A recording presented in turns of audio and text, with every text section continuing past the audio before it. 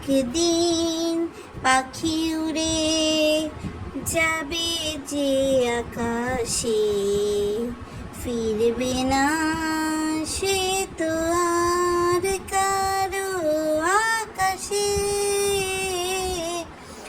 একদিন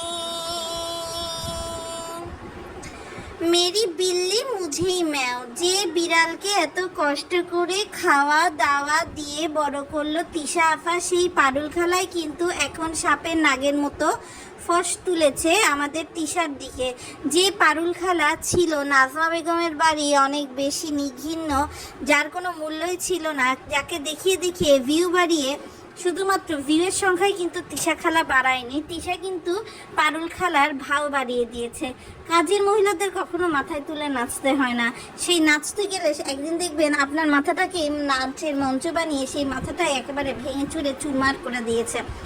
তেমনই কিন্তু হয়েছে পারুল খালা। পারুল খালাকে এতদিন দুধ কলা দিয়ে যেমন মানুষ কালসাপ পুষে, এখন সেই রকম দুধ কলা দিয়ে পারুল খালাকে পুষে পারুল খালায় কিন্তু ফোঁস তুলেছে তিশার দিকে। তিশাকে এমন ধোয়া ধুইয়েছে পারুল খালা যে একেবারে ডিটারজেন্ট দিয়ে সাবস্টিটিউট করে দিয়েছে, একটু ময়লা বা কাদা বাকি রাখেনি। তিশা নিজেই পড়ে গেছে অকার সিচুয়েশনে। তবে তিশাও কিন্তু কম যায় না, সে পারুল খালার এই অপমানকে হাতিয়ার বানিয়ে দর্শকের কাছে ভিকটিম কার্ড সাজিয়ে প্লে করতে চাচ্ছে। বাপ্পি বাড়িতে নেই, তিশারা কিন্তু একমাত্র পাবনায় গিয়েছিল বাপ্পির বাড়িটাকে হাতানোর জন্য, কেননা তারা নেই করেছিল এই যদি হাতানোটা কিন্তু আপনার ফাতিহা পুরো হাতিয়ে নেবে। তো যাই হোক দর্শক, ঘটনাটা এখানে যেটা ঘটেছে সেটা এখন আপনাদের সাথে একটু শেয়ার করে ফেলি। ঘটনাটা এখানে ঘটেছে যে আপনার ফাতিহা এখন বদলা নেবে। ফাতিহা এখন ভাইয়ের বউ তিশাকে জনসম্মুখে ন্যাংটা করে ছেড়ে দেবে, এরকম একটা অবস্থান আসলে চলে এসেছে। আর আপনাদের প্রশ্ন হতে পারে কেন, কীরকম, কিভাবে, তাহলে এবার সেটা বলি শুনেন। গরিবের মেয়ে তিশা যখন বাপ্পির সাথে বিয়ে হয় তখনও কিন্তু খুব যে একটা ভালো অবস্থা ছিল তা না। এরপর ফাতিহা যখন বাংলাদেশে আসে, বাংলাদেশে এসে ফাতিহা তিশাকে ইউটিউবের বুদ্ধিটা দেয়, এরপর তিশাকে আর ফিরে তাকাতে হয়নি। তিশা তখন হঠাৎ করে যেন কোটিপতি হয়ে যায় এই বিসিএস প্রশ্ন ফাঁসের আবেদ আলীর মতো। এখন যখন এই তিশাকে দেখে আরও কিন্তু আপনার ব্যাঙের ছাতার মতো জন্মায় সাবিনা, এছাড়া এখন তো সবাই 14 গোষ্ঠী চলে আসছে ইউটিউবে এবং তারা ভালোই সফলতা পাচ্ছে, সবই তিশার বদৌলতে। তো এই জন্য তিশা যখন নিজের মেয়ে তানজিলাকে এসি কিনে দিয়েছে এবং তিশা যখন আসলে অনেক সুখে শান্তিতে থাকছে, সেটা কিন্তু নাজমা বেগম আর ফাতিহার মোটেই সহ্য হচ্ছে না। এই জন্য পারুল খালাকে অস্ত্র বানিয়ে তিশাকে অপমান করছে। তিশাকে তার অকাত দেখিয়ে দিয়েছে পারুল খালা যে তুই তো আমার চেয়েও নগণ্য, তোর এর চেয়ে বেশি ওঠার সুযোগ নাই, তুই কিভাবে উঠবি। তো দর্শক দেখেন এখানে যেটা ঘটেছে সেটা একটু আপনাদের বলি, যে এইখানে এই যে ফাতিহা, ফাতিহা কিন্তু ষড়যন্ত্র করে পারুল খালাকে সাহস দিয়েছে যে না তুমি অপমান করো, কিসের এত ভাব এই বাংলাদেশি মম তিশার, তার অকাত কি, মাহি হোক তিশার অকাত কি, বাপ্পির অকাত আছে, বাপ্পি বাড়িতে নেই। এই সুযোগেই কিন্তু নাজমা বেগম তিশাকে অপমান করেছে পারুল খালার মাধ্যমে। পারুল খালা তিশাকে বলেছে যে পদ্মার চরে তিশারা তো হচ্ছে হিসাবে একটা নদী ভাঙনের রাজ্যে থাকা একটা গোষ্ঠী, যারা এখন হয়তো বা একটু সুখের মুখ দেখেছে, কিন্তু তাদের অবস্থানটা আগে কি ছিল মনে করে দিয়েছে, তাদের এসি ছিল না, কিছু ছিল না। তো এই জন্য কিন্তু আসলে তিশাও শুনেছে এবং বারবার ফাতিহার মা নাজমা বলেছে এই ক্যামেরা অন, তিশা বলেছে থাকুক দর্শককে শুনতে দেন। গরিবের মেয়ে বলেই কিন্তু তিশার আসলে শুনতে হয়েছে। কয়লা ধরে যেমন ময়লা যায় না, কারোর কোনোদিন শিকড় বলা উচিত না। তিশা এই কথাটাকে নিয়ে ভিকটিম কার্ড যেভাবে প্লে করছে, আমি বলবো তিশাই তো আসলে পারুল খালাকে মাথায় উঠিয়ে নাচিয়েছে। আজ যদি তিশা পারুল খালাকে একটা কন্ট্রোল করতে পারতো, পারুল খালার বাপের সাহস হতো না। আজকে যদি নাজমা বেগম কড়া করে পারুল খালাকে বলতো তিশা আমার ছেলের বউ, তুমি তিশার সাথে এমন করতে পারো না, পারুল খালার বাপের ক্ষমতা হতো না এরকম করার।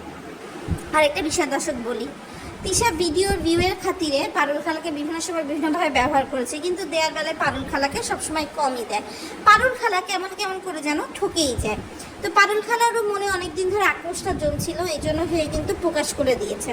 তবে এই প্রকাশ করে তিশার একদিক দিয়ে ভালো হয়েছে, তিশারই ভিউ বেড়েছে। অনেকদিন ধরে তিশার ভিডিওর ভিউ কমে যাচ্ছিল, কিন্তু এখন তিশার ভিডিওর ভিউ বেড়ে গিয়েছে। এবার দর্শক আসে একটু মরিয়মের মার কথায়। মরিয়মের মা সাবিনা তার বাপ মাকে নিয়ে গেল, কিন্তু বাপ মাকে রাখলো না, বাপ মাকে আবার পাঠিয়ে দিল। সেই গিয়ে কী করলো, সেই গিয়ে রাব্বিকে মুচিগিরি করানো শুরু করে দিল, যেখানে হচ্ছে রাব্বি তার জুতো টুতো এগুলো সব ধুয়ে টুয়ে দিচ্ছে। আরেকটা বিষয় দর্শক আপনাদেরকে একটু বলে রাখি, সেটা হচ্ছে আপনার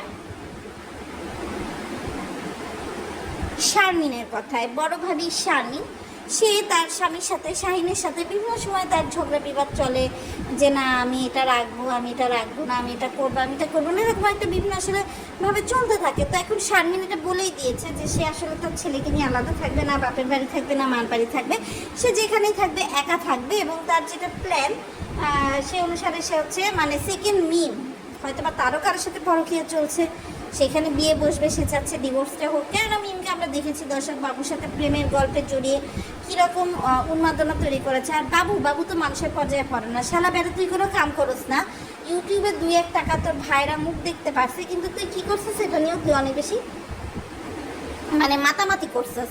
একটা বাচ্চা আপ দিয়ে ডিম খেতে যাবে, তুই এরকম করে চোখ পাকাইছিস, এটা তো কোনো নীতিতে পড়ে না। অথচ আপ দিয়ে আমার টাকাতেই কিন্তু তুই চলছিস, তোর ফ্যামিলি চলছে, তোর ভাই যে চ্যানেলটা খুলছে, শারমিন যে চ্যানেলটা খুলছে, এই যে চ্যানেলটা দিয়ে উঠছে, এটা কিন্তু আসলে তাদেরই বদৌলতে উঠছে বা তাদেরই বদৌলতে করছে, তাই না বল?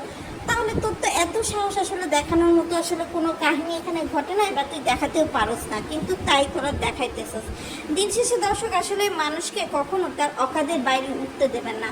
যখনই আপনি তাকে তার অকাদের বাইরে বেশি উঠাবেন এবং বেশি মাথায় উঠে নাচানাচি করবেন দর্শক, তখন দেখবেন সে আপনাকে এমনভাবে করবে যে আপনি যেন সব দোষের জন্য দেয়, আপনাকে যে সে কথা শোনাচ্ছে সেটার জন্য আপনি দেয়। আসলে কিন্তু বাস্তবতায় তা না।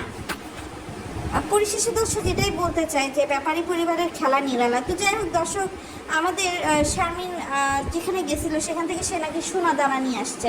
সে বলে যে তার হচ্ছে টাকা পয়সা নাই দর্শক, যে সে হচ্ছে আপনার মানে যাবে, ভিসা করবে, তার ভাইয়ের জন্য জিনিসপত্র আনবে, অথচ অন্যদিকে সে কিন্তু হচ্ছে আপনার ইয়ে করেছে, সোনাদানা নিয়ে আসছে। তো সেই সোনাদানা নিয়ে কথা দর্শক আরেকদিন বলবো। আজকের ভিডিওটা এই পর্যন্ত। ভালো লাগলে লাইক বাটনটা প্রেস করে দিয়ে পাশে থাকবেন, সাবস্ক্রাইব করে দেবেন। আল্লাহ হাফেজ।